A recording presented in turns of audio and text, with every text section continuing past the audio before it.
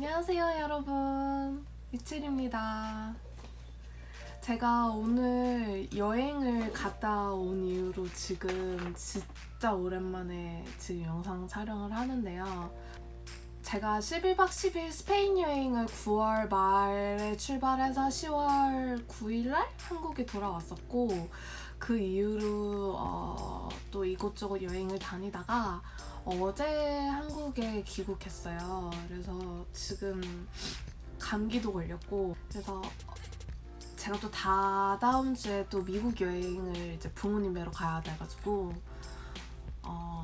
지금 좀 정신이 없는 상태입니다. 그래서 감기가 빨리 나아야 돼요. 제가 감기가 빨리 나아야지 다다음 주 미국 비행기도 잘 탈 수 있을 것 같아요.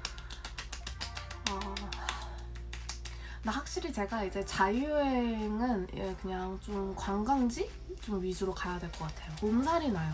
제가 몰랐는데 몸살이 좀 나는 것 같더라고요. 오늘은 어떤 영상을 가지고 이제 좀 이야기를 나눠볼까 고민을 좀 했는데요. 수술 입원 당일날에 대해서 좀 이야기를 한번 나눠볼까 해요. 그날이 어떻게 보면 저의 D-Day인 거잖아요. 수술 날짜가 이제 계속 안 잡히고 있다가 수술하기 일주일 전에 갑자기 이제 갑상선 센터에서 전화가 와가지고 그 다음 주에 수술이 하나가 비었는데 그날 받으실래요? 아니면은 그 다음 달에 언제일지 모르는 날에 받으실래요? 이렇게 질문을 하시는 거예요. 근데 이제 저 같은 경우는 다음 달에 언제 받을지 모르는 상황에서 굳이 다음 주에 자리가 비었다는데, 저는 그냥 다음 주에 그냥 하겠다고 해가지고 다음 주에 급하게 저는 병원 예약이 잡혔었어요. 입원을 수술 전날 이제 주로 입원을 그렇게 하게 되고요. 저 같은 경우는 원래는 선생님의 세 번째 타임이었는데 그 다음날 갑자기 또 수술 시간이 바뀌어서 거의 첫 번째에서 두 번째로 수술을 제가 받게 되었습니다. 그래서 갑상선 센터 그 병동 안에서 저는 이제 수술 병실을 다인실로 저는 하게 되었고요. 개인실도 있긴 있어요. 개인실도 있긴 있는데 개인실은 별로 병원에서도 추천을 하지 않았던 게, 개인실은 갑상선 병동이 아닌 다른 본원에 이제 본원 건물에 실이 있어서 선생님들이 회진하기가 좀 많이 불편한 위치에 있다고 하더라고요. 그래서 좀 선생님이 뒤늦게 가는 경향도 있고 해서, 그래가지고 이제 이야기를 한 게 다인실을 웬만하면 쓰는 거를 추천을 하셨고, 다인실에 있으면은 간호사 선생님도 이제 상태를 확인하기가 훨씬 더 편하고, 그리고 의사 선생님도 한 번에 회진하기 편해서 의사 선생님을 더 빨리 볼 수 있는 장점이 있어서 저는 6인실인가 그거 다인실을 했어요. 근데 다인실 얼마 안 하더라고요. 그래서 저는 그리고 다인실이 생각보다 불편할 줄 알았는데 저는 생각보다 너무 편했어요. 너무 편했고, 다인실이 개인 냉장고도 있고 개인 칸막이도 있고 해서 그렇게 뭐 나쁘진 않았던 것 같아요. 그래서 저는 개인적으로 다시 간다고 하더라도 가격이 싼 다인실을 저는 선택할 것 같아요. 그래서 다인실 선택을 하고 들어가면은 이제 자리를 지정을 해주세요. 근데 생각보다 아늑하고, 그리고 병원, 이게 화장실이 병실에 하나밖에 없지만 사실 병원 자체가 화장실이 너무 많기 때문에 굳이 저는 좀 큰 볼일 보거나 할 때 민망해가지고 저는 화장실을 그냥 아예 공용 밖에 있는 화장실 있잖아요. 건물에 있는 거. 저는 그냥 그거 썼거든요.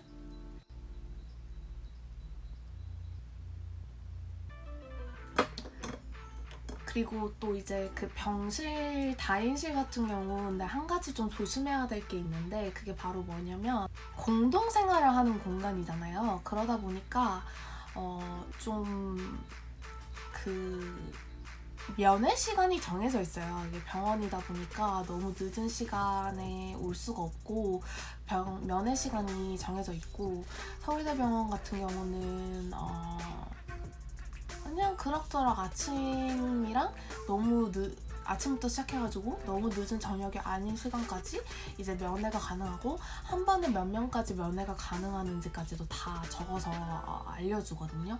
근데 이제 제가 좀 안타까웠던 거는 안타까운 게 아니라 좀 아쉬웠던 거는 면회 시간이 아닌데 자기 가족이나 친구나 뭐 지인들을 데리고 오시는 분들이 생각보다 많더라고요. 근데 저는 신은 입장에서 너무 많은 사람들이 수술을 하고 난 후에 이렇게 들어와가지고 면회하면 시끄럽고 이렇거든요.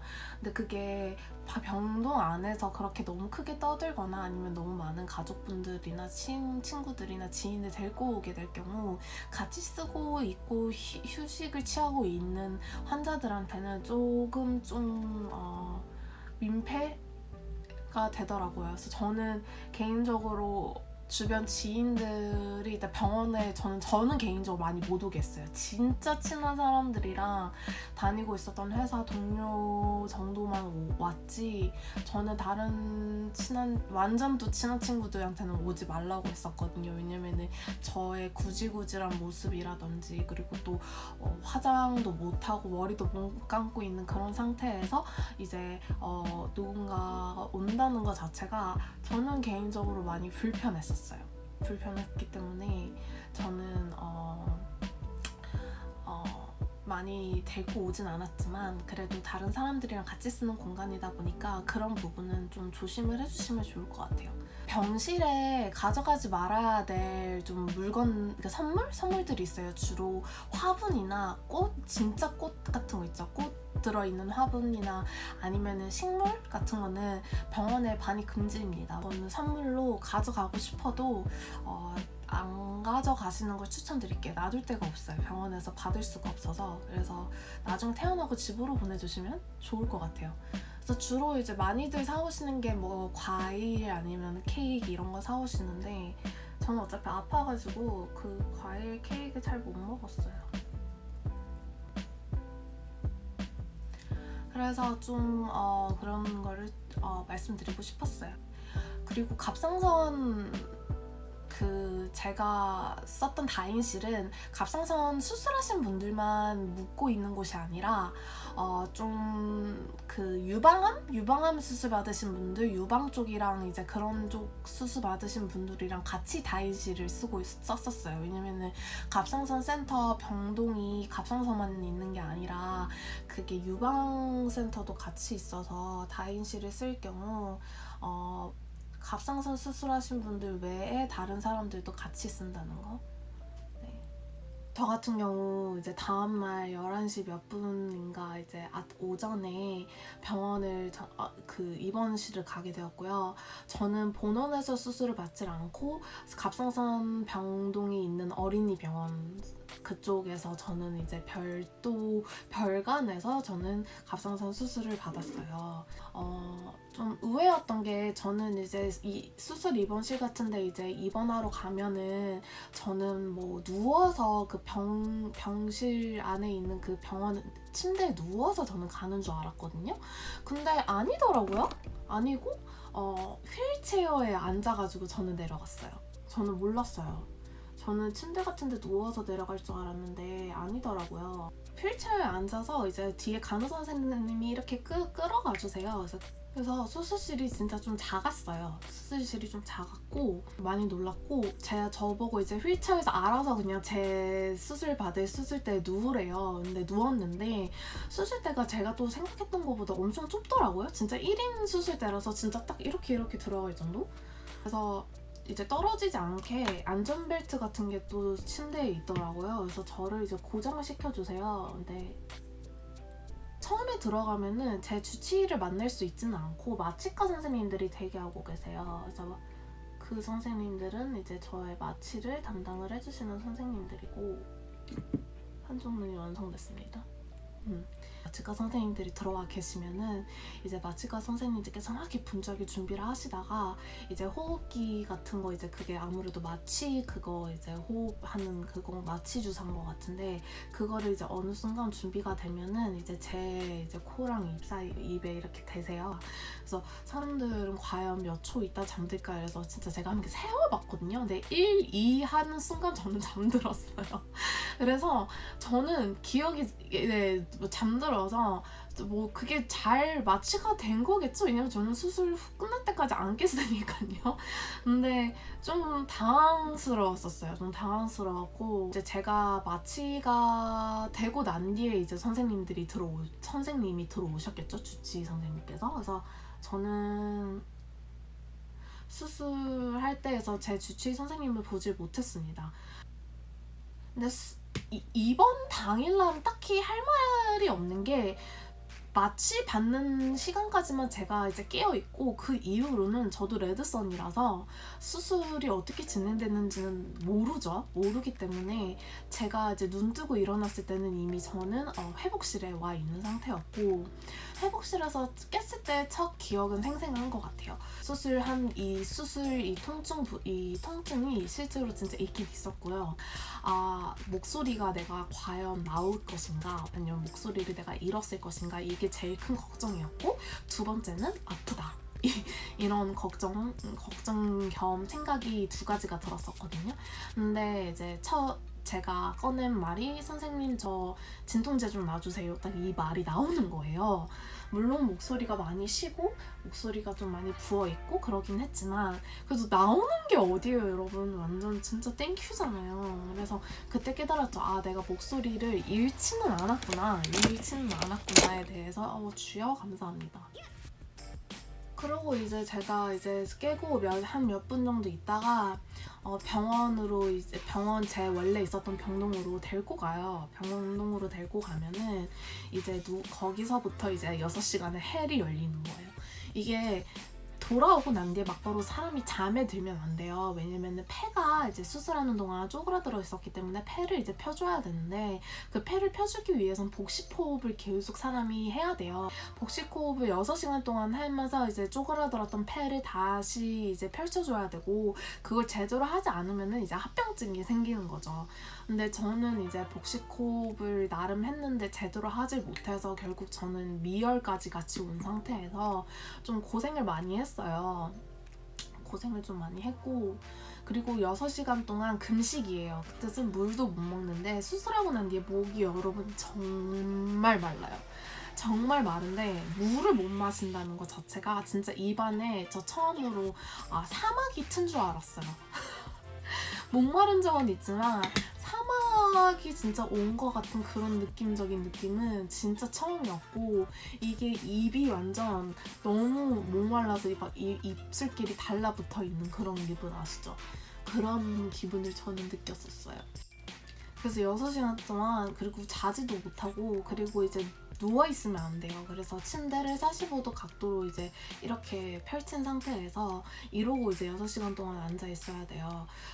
그러다 보니까 너무 힘들고 잠들라 그러면 보호자분께서 깨워주셔야 돼요. 이런 식으로 일어나 이러면서 깨워주셔야 돼요. 왜냐면 잠들면은 끝장이에요. 잘못될 수가 있기 때문에 6시간 동안은 금식에다가 수면 금지 그리고 침대를 45도 각도로 세워가지고 거기서 그러고 이제 앉아 있어야 되는 좀 그런 단점이 있습니다.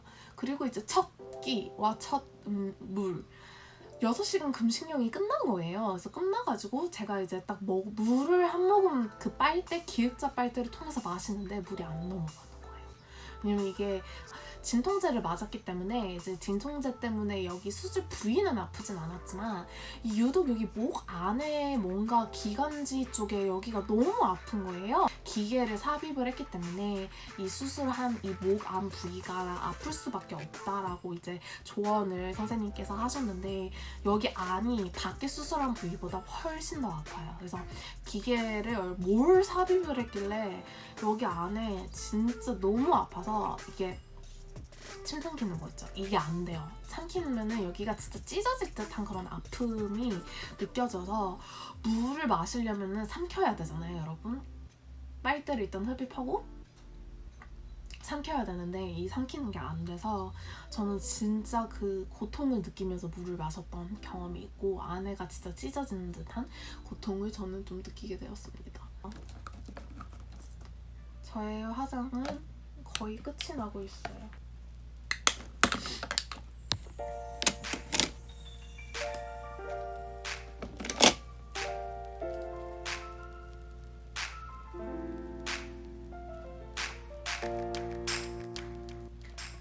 여기까지 오늘 대충 화장을 했고요. 이러고 좀 이따 이제 나가면 돼요.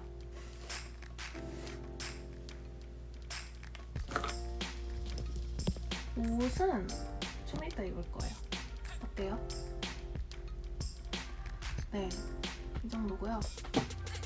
오늘 영상은 여기까지고요. 오늘 저도 이제 좀 화장을 다 했고 이제 나갈 준비를 해야 돼서 나갈 준비를 다 하고 난 뒤에 시간이 되면은 영상 편집도 같이 오늘 해서 올려보려고 노력할 예정입니다. 네, 오늘도 함께 해주셔서 감사하고요. 다음에도 중요하고 알찬 영상으로 갑상선 이야기 찾아오겠습니다. 감사합니다.